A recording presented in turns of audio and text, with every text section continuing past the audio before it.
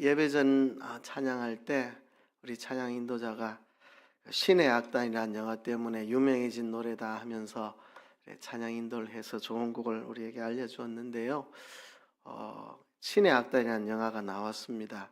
제가 좋은 영화가 나오면 소개를 하는데 이번엔 안 하고 넘어간 것 같아서, 소개를 해도 잘 안 보시는 것 같아가지고 제가 소개를 안 한 것 같은데, 신의 악단이라고 올 초인가 나온 영화 있어요. 우리 가족은 가서 다 봤습니다. 이 제목 봐서는 무슨 영화인지 알기 어려운데요. 북한 지하교회 성도들에 대한 아주 눈물나는 영화입니다. 아주 감동적입니다. 저도 영화를 보고 퍽 감격했는데, 또 그 찬양을 부르니까 또 영화 생각이 나서 또 마음이 뭉클했습니다. 신의 악단 영화, 뭐 영화관에 지금 하는지 모르겠습니다. 인터넷으로 볼 수 있는지 모르겠는데, 명절에 시간 날 때 볼 수 있는 방법이 있으시면 신의 악단이라는 영화 한번 보시면 재미도 있고 아주 재미도 있고 아주 감동도 있고, 또 북한 지하교회를 위해서 기도를 또 자연스럽게 하게 되는 영화입니다. 신의 악단 영화 보시기를 추천하겠습니다. 제목 기억해 놓으시고요. 신의 악단 볼 수 있는 방편이 있다면 어떤 방법으로도 한번 보시면 좋겠습니다. 현대 교회들을 무너뜨리는 아주 심각한 문제 중에 하나가 뭐냐 하면, 목회자와 성도들 간의 신뢰가 깨지는 겁니다. 또 성도와 성도들 사이에 신뢰가 깨지는 것입니다. 이거만큼 위험한 것이 없습니다. 견고하게 엮여 있어야 될 목회자와 성도와의 신뢰관계, 또 성도 상호 간의 신뢰관계, 이것이 현대교회에서 너무 느슨하게, 너무 약한 고리로 연결되어 있는 것 같습니다. 이것이 이 시대 교회의 문제입니다. 우리가 서로에 대해서 굳건한 신뢰를 가지고 있어야 합니다. 한때 한국에 그런 바람이 불었습니다. 성도들이 목회자를 청빙할 때 무슨 조건으로 청빙하느냐? 학벌이나 경력, 명성 뭐 이런 걸 보고 목회자를 뽑는 붐이 지나갔습니다. 요새는 뭐 그런 붐이 별로 없는 것 같습니다. 왜냐하면 학벌이나 명성, 외모 이런 것 가지고 목회자를 청빙해 봐야 별 소용없더라 하는 결론을 얻어가지고 지금은 조금 달라졌는데요. 슬픈 일이죠. 목회자와 교인의 신뢰가 그저 학벌이나 경력, 명성에 의존한다면 참 슬픈 일 아닐 수가 없습니다. 저도 뭐 듣기만 하는 이야기인데, 대형 교회들은 후임 목회자를 청빙할 때 공개 모집을 하고 그러면은 이력서가 수천 수만 통이 온다 그러죠. 그러면 그 교회 장로님들이 읽어보지도 않고 그냥 보고 휙 던지고 목사들이 이력서를 장로님들이 보고는 휙 던지고 뭐 이렇게 한다는 이야기, 공공연한 사실로 알려져 있는 일들입니다.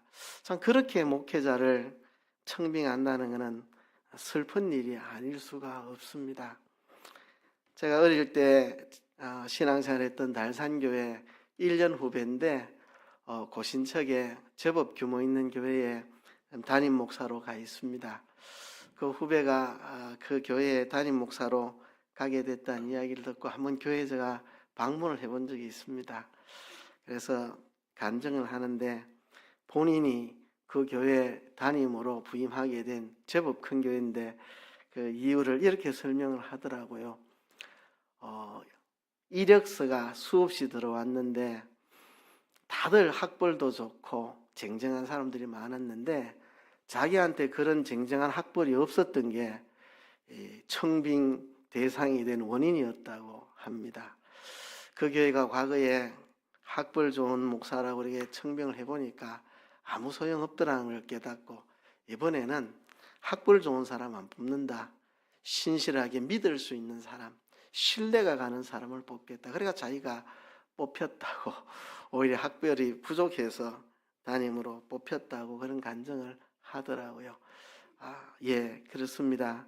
교회와 목회자의 신뢰관계가 그런 학벌이나 명성 이런 약한 고리로 연결되어 있다는 것은 불행한 일입니다. 오늘 본문에 보면 사도 바울이 자신에게 추천서를 요구하는 고린도 교회를 향해서 추천서를 보내지 않겠다, 나는 추천서가 필요 없다 단호하게 말하는 장면이 나타납니다. 바울은 고린도 교회에서 요구하는 추천서를 보내지 않았습니다. 유명한 사람으로부터 사도 바울이 이런 사람이다 하는 정명을 고린도 교회에 보내는 일을 바울은 하지 않았습니다. 고린도 후서를 계속 읽어보면 바울이 자기를 그리스도의 일꾼으로 교인들에게 확인시켜 준 것은 5장에 보면 내가 그리스도를 전하고 있다는 사실, 내가 그리스도를 전하고 있다는 사실, 그것이 내가 하나님의 일꾼인 증거가 아니냐. 6장에 가보면 내가 그리스도를 위해서 고난을 받고 있지 않느냐, 내가 그리스도를 위해 고난받고 있지 않느냐, 이게 내가 하나님의 일꾼이라는 증거가 아니냐. 이거 외에 무슨 추천서가 필요하냐. 내가 그리스도를 전하고 있고 그 그리스도 때문에 고난받고 있는 거, 이거 외에 내가 무슨 추천서를 너희에게 보낸다는 말이냐. 바울은 그렇게 말하고 있습니다. 바울이 지금까지 그리스도를 전파하고 그리스도를 위해 고난받는 것이 그가 사도된 증거였습니다. 그래서 나는 종이로 된 추천서를 보내지 않는다, 이렇게 말을 하는데요. 여기서 자칫 오해할 수 있습니다. 성경은 종이로 된 추천서를 전면 부인한다 이렇게 생각하면 그건 오해입니다. 종이로 된 추천서가 필요할 경우가 많이 있습니다. 사도행전에 보면 에베소에 있는 브리스길라 아굴라 부부가 이 아볼로라고 하는 이 성경학자를 아가야로 보내면서 크게 추천했던 내용이 나옵니다. 이게 추천이 필요합니다. 처음 보는 사람, 낯선 사람, 뭘 믿고 그를 받아들이겠습니까? 우리가 신뢰할 수 있는 사람으로부터 추천서를 받아야 이 사람 신뢰할 수 있겠구나 알지요. 그런 측면에서 추천서가 필요합니다. 그렇죠? 영 추천서가 필요 없다는 이야기를 본문이 지금 하고 있는 것은 결코 아닙니다. 지금 바울이 말하고 있는 것은 이미 바울은 고린도 교회에 가서 복음을 전했고 고린도 교회가 바울에 대한 신뢰를 가졌고 바울과 고린도 교회 사이에 견고한 신뢰가 형성되어 있는데 이제 와가지고 추천서를 요구한다는 게 우스운 이야기가 아닙니까? 서로 모르는 사이도 아니고 바울은 고린도 교회를 개척했고 그들에게 복음을 전했고 그들이 바울에게 복음을 받아 예수 그리스도를 구주로 믿게 되었고 그래서 그 속에서 서로 간에 견고한 신뢰가 형성이 됐는데 이제 와서 그 신뢰를 다 무너뜨리고 추천서를 가져오라니 이게 무슨 말이냐? 당신들하고 나 사이에 추천서가 필요한 사이가 아니지 않느냐? 거짓 선생들이 바울을 폄훼하는 이 거짓말들 몇 마디 듣고 사도와 교회 사이에 신뢰가 깨진다는 게 너무 가슴 아프다는 거죠. 바울은. 그죠?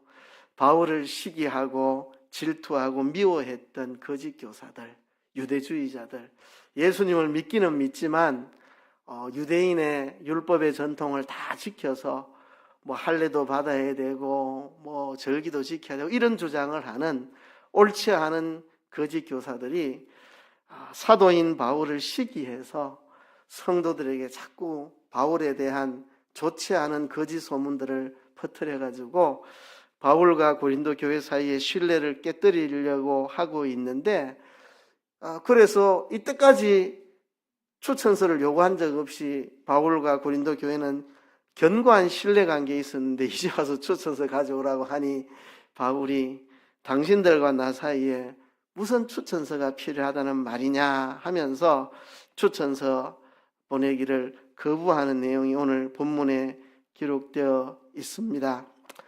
바울이 지금 추천서를 보낼 필요가 없다고 하는 이유가 뭐냐? 오늘 본문에 이렇게 기록하고 있습니다.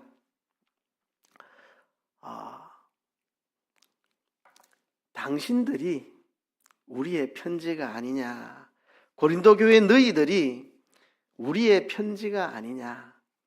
고린도 교회 성도들 너희들이 나의 추천서, 우리의 추천서가 아니냐? 이는 우리 마음에 썼고 무사람이 알고 읽는 바라, 그렇게 말했습니다. 바울이 손으로 쓴 추천서를 받아 고린도 교회에 제출하지 않았던 이유는 고린도 교회가 바울의 마음에 쓴 편지였기 때문입니다. 이미 사도 바울의 마음에 깊이 새겨져 있는 편지였습니다. 더 이상 추천서를 주고받을 이유가 없는 관계라 하는 이야기입니다. 고린도 교회 자체가 바울의 추천서입니다. 사람들이 고린도 교회를 보면 바울이 사도가 맞구나, 진짜 바울이 하나님의 신실한 일꾼이구나 하는 걸 알 수 있습니다. 그 음란한 도시, 사랑의 여신 비너스를 섬기는 그 사랑의 여신 비너스의 신전에 가면 신전 여사제라고 하는 창녀들이 신전을 방문한 남자 예배자들과 말할 수 없는 음란한 짓을 하고, 그런 음란한 도시 고린도에 복음이 전해져서 사람들이 그리스도를 믿고 교회가 세워지고 놀라운 일이 일어난 것입니다. 누가 이렇게 만들었나? 누가 와서 여기 복음을 전해서 고린도 교회를 이렇게 설립하고 세웠느냐? 고린도 교회의 모습을 보면 고린도 교회에 복음을 전한 그 사람 하나님의 사도가 맞구나. 고린도 교회 자체가 바울의 추천서지 무슨 다른 추천서가 필요 있느냐 하는 이야기입니다. 바울은 고린도 교회 성도들이 무사람이 읽는 추천서라고 말했습니다. 이거는 은밀한 것이 아닙니다. 드러난 것입니다. 고린도 교회의 모습 누구나 보면 다 알 수 있잖아요. 그죠? 고린도 교회가 바로 바울의 추천서라고 말했습니다. 이것은 무사람이 알고 읽는 바라고 했습니다. 모든 사람이 알 수 있어야 됩니다. 바울과 고린도 교회와의 관계, 그것은 모든 사람에게 공개된 것입니다. 마치 이단 사이비 집단의 교주와 그 추종자들의 은밀한 관계, 외부에는 폐쇄되어 있는 그 은밀한 관계와 같은 그런 것이 아닙니다. 사이비 교주들은 그 신도들과 외부에서는 알지 못하는 비밀한 관계를 맺고 있습니다. 그러나 참된 신뢰는 그런 것이 아닙니다. 너희는 우리의 편지라 우리 마음에 썼고 무사람이 읽고 아는 바라. 공개된 편지입니다. 공개된 추천서입니다. 무사람이 보고 아는 것입니다. 그죠? 누가 봐도 알 수 있는 편지입니다. 서로의 눈빛만 봐도 서로의 마음을 알 수 있고, 그냥 긴 이야기 하지 않아도 말 한마디 툭 던져도 그게 무슨 뜻인지 서로가 알 수 있는 그런 신뢰관계, 모두가 보고 부러워할 수 있는 그 너무나도 견고한 신뢰가 있어서 모두가 보고 부러워하고 인정할 만한 공개된 편지, 바로 고린도 교회가 공개된 편지다, 우리의 편지다, 고린도 교회가 우리의 추천서다, 바울은 그렇게 말하고 있습니다. 여러분, 목회자와 성도와의 신뢰관계가 허무하게 깨지서는 안 됩니다.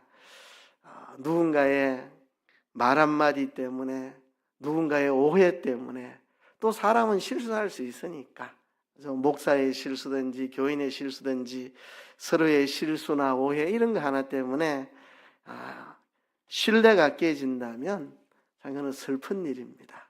바울이 그거를 슬퍼하고 있는 겁니다. 이제 와서 내가 왜 추천서를 보내야 되는데 너희들이 우리의 편지가 아니냐, 우리의 추천서가 아니냐, 무사람이 읽고 다 아는 바가 아니냐, 이제 와서 무슨 신뢰관계를 깨뜨리는 그런 소리를 하느냐. 바울이 참 마음 아파하면서 너희들이 우리의 편지다, 더 이상의 추천서는 필요가 없다, 그렇게 말하고 있는데요. 저와 여러분들 간의 관계도 그런 견고한 신뢰가 있었으면 좋겠습니다. 누가 무슨 말을 해도 저는 여러분들을 믿을 수 있고, 누가 무슨 말을 해도 여러분이 저를 믿을 수 있고, 또 성도들 간에 누가 중간에 무슨 오해되는 말을 듣고 오든지 해도 그런 거에 영향받지 않는 여러분들 사이에 견고한 신뢰가 있었으면 좋겠습니다. 사람이 때로 연약해서 실수할 수 있죠. 그런 연약한 약점, 실수 하나 때문에 깨지는 관계라면 그는 신뢰라고 할 수가 없죠. 여러분 상호 간에 어떻게 무엇이 끼어들어서 신뢰관계를 깨뜨릴 수 없는 견고한 신뢰가 있는 그런 교회가 되었으면 좋겠습니다. 교회 안에 신뢰관계가 견고히 형성되는 우리 교회가 됐으면 좋겠다는 이야기입니다. 근데 사도 바울은 너희는 우리로 말미암아 나타난 그리스도의 편지니라고 말했는데요. 이는 먹으로 너희는 2절에 너희는 우리의 편지라 우리 마음에 썼고 무사람이 알고 읽는 바라 말했는데요. 여기서 그치지 않고 3절에 보면 너희는 우리로 말미암아 나타난 그리스도의 편지니 이는 먹으로 쓴 것이 아니요 그랬습니다. 우리로 말미암아 나타난 그리스도의 편지다. 처음에는 우리의 편지라 말해놓고 두 번째는 그리스도의 편지다, 이렇게 말을 했습니다. 제가 이 고린도 후서를 처음 읽을 때는 이 말이 좀 혼란스러워가지고 자기 편지라 해놓고 또 그리스도의 편지라 하고 이 무슨 소리고 말이 왔다 갔다 하노, 이렇게 좀 했는데, 지금 바울이 말하고자 하는 것은 너희가 우리의 편지이면서 동시에 그리스도의 편지도 된다는 것입니다. 자, 사람들이 고린도 교회를 보면 고린도 교회에 복음을 전해서 고린도 교회를 설립한 바울이 진짜 하나님의 일꾼이요 사도라는 것이 밝히 드러나는, 고린도 교회가 어떻게 되어 있는지를 보면 그 교회에 복음을 전한 사람 정말 사도라는 걸 알게 된다는 것, 그 너머에 그 이상의 것을 이야기하는 겁니다. 그것뿐만 아니라 고린도 교회를 보면 그리스도가 보인다는 것입니다. 고린도 교회를 통해서 그리스도를 읽을 수 있고 그리스도를 알 수 있게 된다는 것입니다. 고린도 교회는 그리스도를 나타내는 교회라는 이야기를 하고 있습니다. 고린도 교회는 두 가지를 다 나타냅니다. 사도들의 사도됨을, 바울의 사도됨을 드러내고 그리스도의 주되심을 드러내고, 그런 교회, 고린도 교회가 바울의 사도됨과 그리스도의 주되심을 드러내는, 그래서 바울의 사도됨을 드러낸다는 의미에서 너희는 우리의 편지라고 말했는데, 그런데 또 너희는 그리스도의 편지다, 그리스도의 주되심이 너희를 통해서 나타난다. 이것도 공개적인 편지입니다. 공개적인 편지. 너희는 우리로 말미암아 나타난 그리스도의 편지니 이는 먹으로 쓴 것이 아니요 오직 살아계신 하나님의 영으로 쓴 것이요 또 돌판에 쓴 것이 아니요 오직 육의 마음판에 쓴 것이라, 그렇게 말을 했습니다. 고린도 교회를 통해 그리스도가 드러난다는 거죠.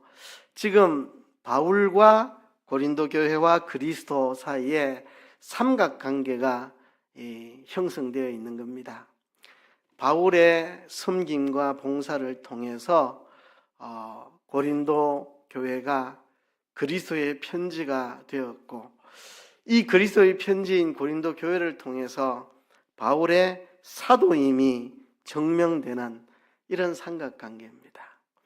바울이 고린도에 복음을 전해서 그의 섬김과 헌신으로 그들이 그리스도를 나타내는 그리스도의 편지로 세워졌고, 그들이 그리스도를 보여주고 나타내는 그리스도의 편지가 되었기 때문에 이들에게 복음을 전한 바울은 사도가 맞구나 하는 사도의 증명이 되는 것입니다. 그러니까 고린도 교회와 바울과 그리스도의 삼각관계, 바울의 헌신과 봉사로 고린도 교회가 그리스도의 편지가 되었고, 그들이 그리스도를 나타내고 보여주는 그리스도의 편지가 되었기에 바울이 사도임이 증명되고 드러나는 이런 삼각관계에 있다는 것입니다. 그래서 바울은 너희는 우리의 편지라 말한 다음, 너희는 우리로 말미암아 나타난 그리스도의 편지니 우리의 봉사, 우리의 섬김, 우리의 복음 전함으로 너희들이 그리스도의 편지가 되었다 하는 것입니다. 이어서 바울은 말합니다. 너희는 하나님의 영으로 쓴 편지이다. 하나님의 영으로 쓴 편지다. 이는 먹으로 쓴 것이 아니요 오직 살아계신 하나님의 영으로 쓴 것이니, 또 돌판에 쓴 것이 아니요 오직 육의 마음판에 쓴 것이다. 먹으로 쓴 것이 아니고 하나님의 영, 성령으로 쓴 편지고, 돌판에 새긴 것이 아니고 마음판에 새긴 그런 편지라고 하는 것입니다. 고린도 교회가 그리스도의 편지가 된 것은 전적으로 성령의 사역으로 된 것이라는 것입니다. 이건 사람이 조작할 수 있는 게 아닙니다. 사람이 꾸며낼 수 있는 게 아닙니다. 이거는 시간과 공간의 영향도 안 받습니다. 상황의 영향을 받지 않습니다. 왜? 하나님의 성령이 쓴 편지고 돌이 아니라 사람의 마음판에 새겨놓은 편지이기 때문에 위조도 불가능하고 변조도 불가능하고 복사도 안 되고 상황에 따라서 변질되는 편지도 아니고 이것은 확고한 편지라는 겁니다. 그것도 이렇게 표현했습니다. 오직 살아계신 하나님의 영으로 쓴 것이며 살아계신 하나님의 영으로 쓴 편지다. 생명력이 있는, 살아있는, 흐려지지도 않고 쇠하지도 낡지도 않는 생명력 있는 그런 살아있는 편지다. 너희는 우리의 편지인데 우리로 말미암아 너희를 통해 그리스도가 나타나는 너희는 그리스도의 편지고, 이 편지는 하나님의 살아계신 하나님의 영으로 마음판에 새겨놓은 편지라 모조도 없고 위조도 변조도 안 되는, 이거는 견고한 생명력 있는 살아있는 그런 편지가 바로 너희들이다. 바울이 그렇게 말하고 있습니다. 여러분, 오늘 본문을 통해 몇 가지 이야기하고 싶습니다. 첫째는 뭐냐 하면 저와 여러분들 또 성도들 사이에 견고한 신뢰가 있었으면 좋겠습니다. 서로에게 당신이 나의 편지입니다 라고 말할 수 있는 우리 성도들 간에, 목회자와 성도들 간에 견고한 신뢰가 있으면 좋겠습니다. 거짓 교사들이 옆에 와가지고 바울 험담 몇 마디 해버리니까 저 사람 사도 맞나? 추천서 가져오라 해야 되겠다. 이렇게 하는 걸 보고 바울이 너무 마음이 아파서, 여러분과 나 사이에 무슨 추천서가 필요합니까? 여러분들이 우리의 편지가 아닙니까? 누군가의 이간하는 말 한마디에, 누군가 잘못 들은 소문 한마디에, 누군가 오해 하나로, 또 누군가의 연약한 실수 하나로 깨져버리는 신뢰관계가 아니라 목회자와 성도, 또 성도들 상호 간에 정말 견고한 신뢰가 있으면 좋겠습니다. 그리고 여러분 모두가 하나님의 영으로 쓴 견고한 그리스도의 편지가 되었으면 좋겠습니다. 마르틴 루터는 이렇게 말했습니다. 그리스도인들은 성경을 보고 믿지만 그리스도인이 아닌 사람들은 그리스도인들을 보고 믿는다. 그리스도인들이 그리스도인이 아닌 사람들에게 그리스도의 편지가 되어야 됩니다. 우리는 성경 보고 믿지만 성경을 보지 않는 불신자들은 우리를 보고 예수님을 믿으려고 합니다. 저 사람 보니까 뭐가 다르다. 나도 저 사람 믿는 예수를 한번 믿어봐야 되겠다. 이렇게 교회 나오고 예수 믿으려고 하는 겁니다. 우리가 그들의 그리스도의 편지가 되어야 합니다. 어떤 사람이 회심을 해서 예수님을 믿게 됐는데 그 사람이 이렇게 고백합니다. 저는 마태, 마가, 누가, 요한 4개의 복음서를 읽고 예수님을 믿은 게 아닙니다. 제가 예수님 믿게 된 거는 우리 동네 식육점 주인 아저씨의 삶을 보고 그의 인격을 보고 내가 예수 믿게 되었습니다 라는 말을 했다고 합니다. 그렇습니다. 그 정육점, 그 식육점 주인 아저씨가 그 동네에서 그리스도의 편지 역할을 한 거죠. 마태는 유대인들에게 예수가 유대인의 왕이라는 것을 마태복음을 통해 보여주었습니다. 마가는 로마인들에게 예수 그리스도가 너희를 섬기기 위해서 이 땅에 오신 종으로 오신 분이다. 십자가 희생으로 너희를 섬기신 분이다 말했습니다. 누가는 헬라인들을 향해서 예수님이야말로 하나님이 사람 되어 오신 참 인자이신 사람의 아들이신 그분이 바로 우리 주님이시다 이야기를 했습니다. 요한은 핍박받고 있는 그리스도인들을 향해서 우리가 믿는 예수님은 하나님의 아들이시다 그렇게 증언했습니다. 그러면 우리 동네 사람들한테는 누가 예수님을 소개하죠?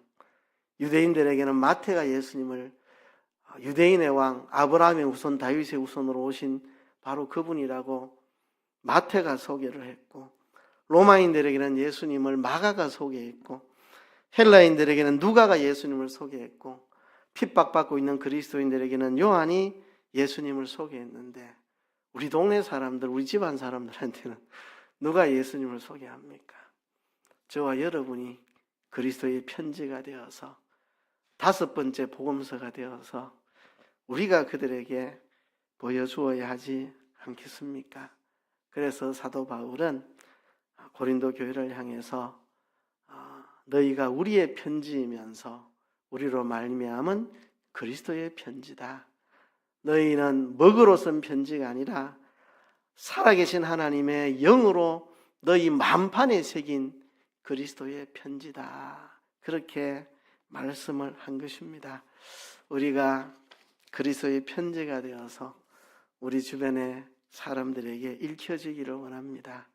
우리의 삶과 인격을 읽으면 그리스도가 보여지고 그리스도가 믿고 싶어지는 그리스도의 편지가 되는 저와 여러분 되기를 주의 이름으로 축복합니다.